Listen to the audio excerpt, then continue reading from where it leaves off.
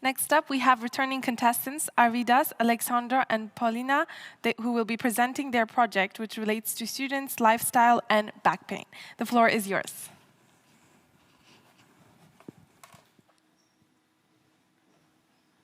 Please raise your hand if you have ever experienced back pain.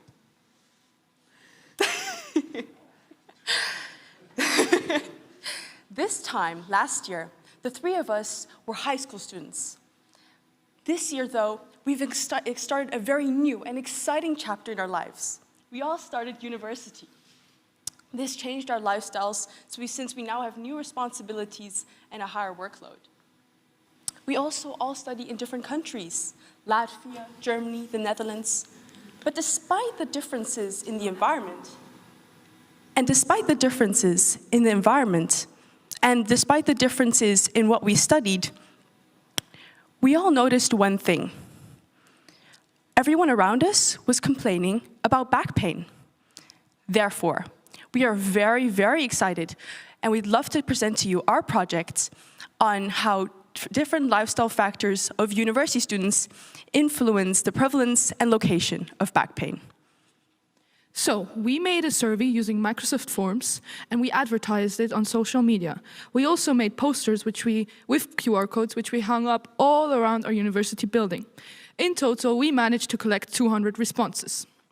We also looked at different studies to help us guide our way and develop different questions and analysis approaches. Next, we would like to cover some of the most important or significant graphs of our report. For starters, we would like to cover the graph related to sports. We distinguish sports in our report in 3 categories: low impact, high impact, and gym. We did this based on studies and the conclusions that they came to. Gym was separate because the conclusions were mixed. Our results showed that students who go to the gym experienced far higher prevalence of back pain than students who practice low-impact sports. We believe that this could be due to them practicing poor form at the gym. However, further investigation has to be done to confirm this. We also thought that we observed that we as university students spend a lot of time studying and sitting at our desks. So we wanted to find out the relationship between the sitting time of the students and their back pain. We expected that the longer the student would be sitting, the higher the back pain prevalence would be. And this general trend can be also observed in our graph.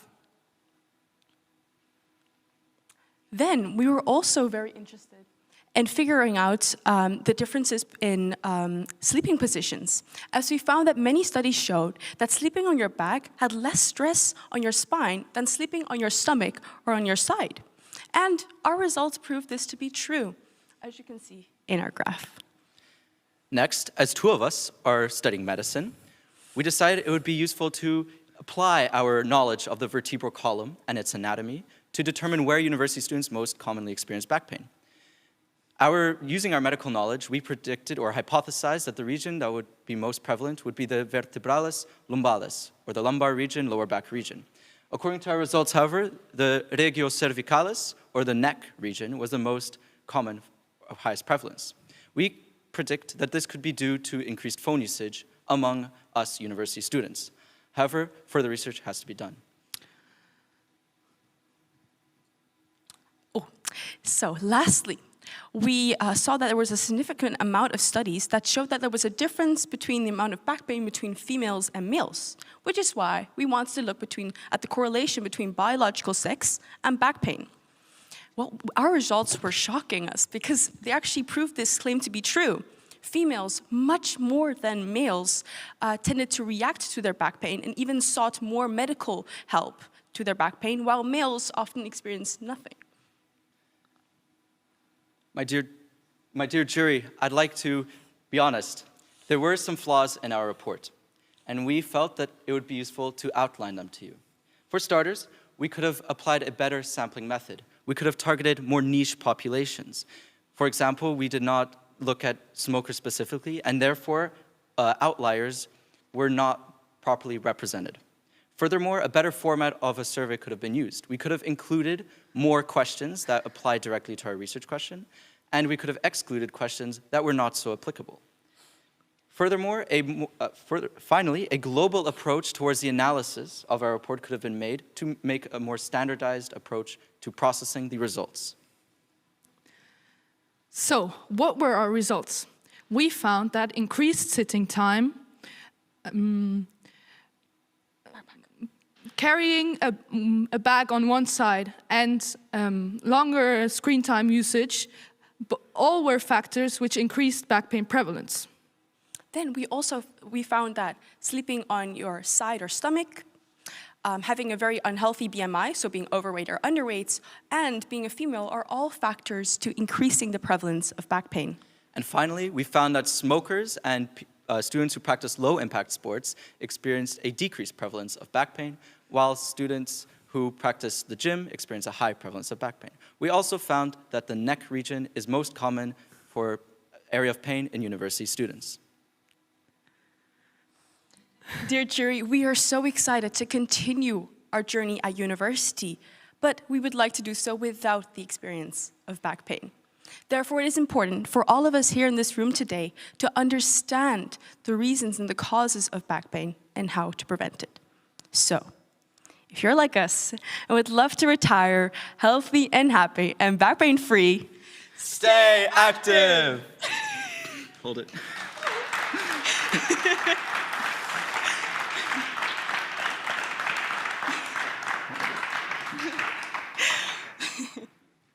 So very, very happy to see you here. You are also a returning contestant. This is we have so many today, so we are very glad of that. Like, try to give a microphone because you don't want to speak or what? A little nervous. I felt like she's very... You guys are also pretty precious for us. I just need to put that things in context. But last year, you two participated together, right? Correct. And you had a project about dentistry, if I'm right. That's correct. And then you won something, an award, and then you went on an award, and then you came back, and then you had a team of 3 people. Something happened. Something. What did you win actually as a prize for the people? we won a trip to Romania, actually. Okay, so what happened to Romania stays in Romania. Yeah. But it was nice, wasn't it? It was very nice. It was an amazing trip. Okay. Really life-changing, and the trip itself, the weather was great. And although there were a bit, obviously there were a bit of things, train broke down, but all together, it was an amazing trip. I really enjoyed it, and I think all of us did. Yeah. So basically for us, you are the living proof that this whole thing is like worth it, because first, like, you're 3 intelligent people, you showed years after years like projects that are of high value. You also showed that this contest is also made to meet new people, to exchange ideas with them, and to develop and then have amazing experience. So you are the actual archetype of what we would like to have.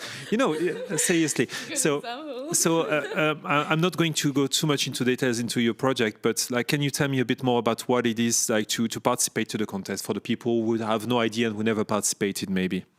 Well, I think it all starts when you decide to, participate. You're getting yourself ready to embark on this journey of research. And I think that was the initial idea I had of Jonk Fuerscher. Like, I'm getting this opportunity to have a platform where I can share, my research and the way I do research. So I was very excited to do that. She wants to talk now. Yeah. So I totally agree. I mean, some people do it like that they first have a project and then they are like, they see this Jonk Fuerscher and they're like, oh, maybe I can present it there. I already made the project, I can send it in there.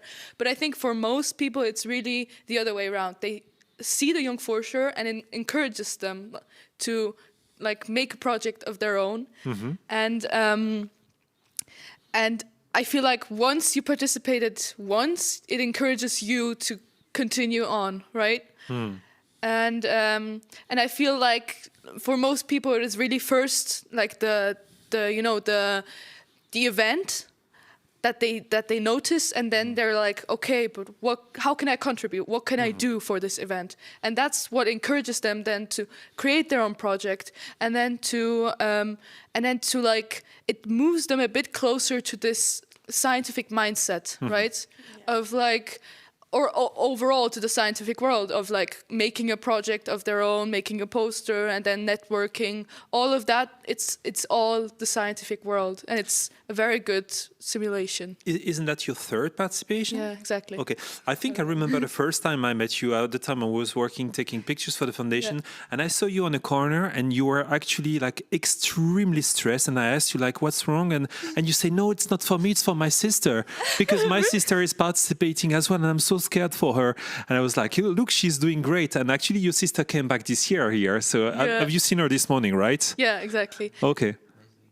I mean, I might have been not that true because I think I was nervous for myself. Yeah, okay. I think I just pretended that it's for my sister. Fair enough, fair enough. Can't remember that situation. But it's a family thing for you as well, right? Exactly. So yeah. I wanted to ask about the project back pain. So why you are quite young? So do you have back pain? Or do you know yes. people? Yes. Quick answer, yes. And that's also the reason why we started our presentation with that question, because we knew that at least 95% of the room was going to raise their hand. Also, we were just generally brainstorming all the things we could what happened around us, because that's also our motivation for last year. We were looking around and thinking, oh, people have bags under their eyes, they're probably not sleeping well. What's going on? So I think that's where we kind of come up with these kind of ideas. You don't have to give me your mic. I can't speak at the same time. No problem.